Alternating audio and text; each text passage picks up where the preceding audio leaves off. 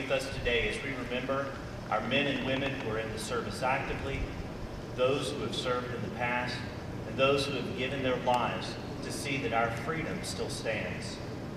Father, you are an amazing God, and we know that you honor men and women who are dedicated to upholding freedom, to upholding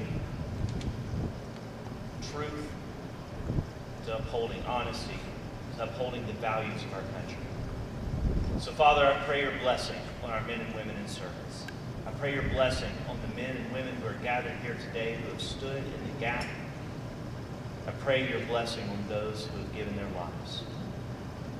These things we pray in Jesus' name. Today, we recognize those who have made this country what it is and have guaranteed the freedoms that have made this nation strong. This weekend, we will remember the veterans from throughout the 236 years of this nation. Their sacrifices have changed the world.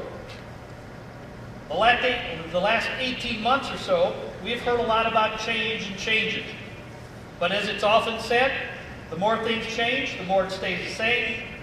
And of course, there's the old cliche that the only constant actually is change. For all of you here before me today, change is going to be an important hallmark of your next several years.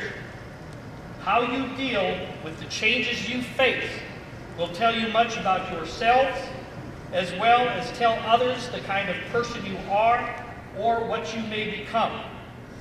How you deal with change and the challenges and unknowns you will face in your lives is a sign of your character. Veteran is a cornerstone of American society, for without the veteran, there would be no United States of America.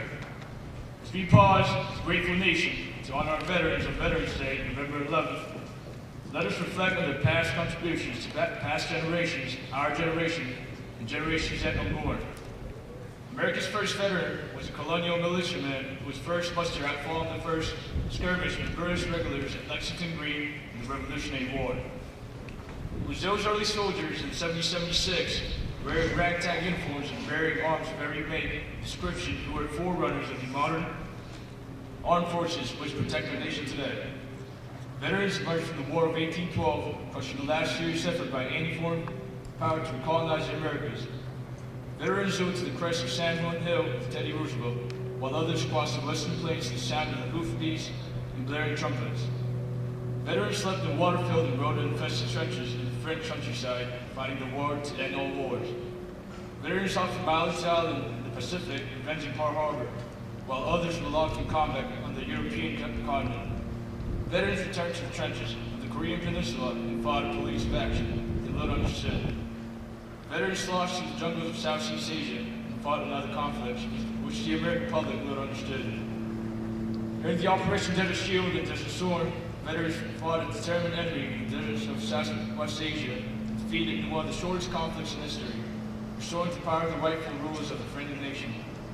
Since September 11, 2001, when the terrorists struck us here in America, our veterans, like our guest speaker today, were called upon to serve and protect their homeland by fighting the global war on terrorism in Afghanistan and Iraq.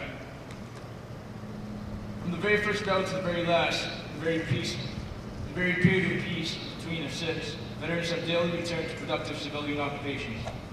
As history reflects, there are those veterans who came home to welcome parades and showers of Confederate. There are those who came home to scorn of citizenry that were asked to serve. Veterans have served during periods where Americans were united, as well as periods when our nation was divided in purpose and understanding. Today will produce a series of veterans, as will tomorrow and every day after that. Millions of veterans are fortunate that they do not have to serve in combat. Every American is fortunate in as much as the peacetime veterans serve to deter aggression, a role as important as combat veterans sacrifice in fighting aggression. Few words can sum up a veteran's role as a member of our society, rather than those spoken by General George S. Patton Jr. when he said, "No army is better than the soldiers." The soldier is also a citizen. In fact, the highest obligation and privilege of citizenship is bearing arms for one's country.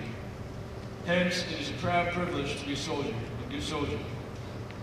And it is from the ranks of the soldiers and airmen, Marine sailors, and Coast Guardsmen that our veterans emerge. Consider this when you observe Veterans Day. We're a nation of freedom, in no small measure of this achievement in the service of veterans.